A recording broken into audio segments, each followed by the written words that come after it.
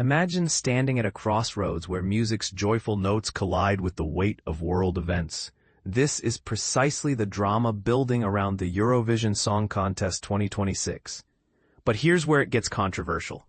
A wave of European Union broadcasters have threatened to boycott next year's Vienna spectacle if Israel is permitted to compete, citing the deepening humanitarian crisis in Gaza. And this is the part most people miss. Australia's multicultural broadcaster SBS has made it clear it won't follow suit. Since its launch in 1956, Eurovision has been organized by the European Broadcasting Union, EBU, a coalition of public service media outlets across Europe and beyond. Each participating broadcaster must submit its application by a set deadline.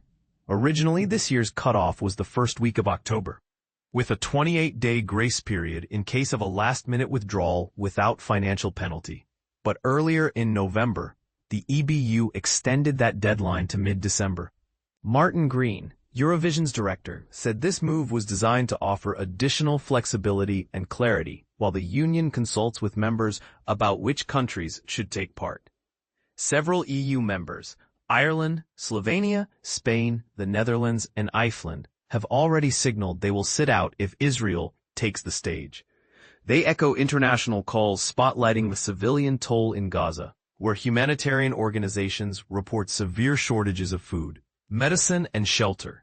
These nations argue that allowing Israel to perform would send the wrong message about accountability and human rights. It's not the first time politics has intruded on this musical pageant. In 2022, Russia was excluded following its invasion of Ukraine, a decision the EBU defended as necessary to uphold its values. Last week, Israeli media briefly reported that the EBU had informally asked Israel's public broadcaster, CAN, to either step aside temporarily or compete under a neutral flag. Martin Green swiftly denied these rumors. The EBU has not made any proposals to CAN regarding participation in next year's Eurovision Song Contest, he told Guardian Australia. We are still consulting with all EBU members to gather views on how we manage participation and geopolitical tensions around the Eurovision Song Contest. Broadcasters have until mid-December to confirm if they wish to take part in next year's event in Vienna. It is up to each member to decide if they want to take part in the contest, and we would respect any decision broadcasters make. And CAN's leadership has been equally vocal.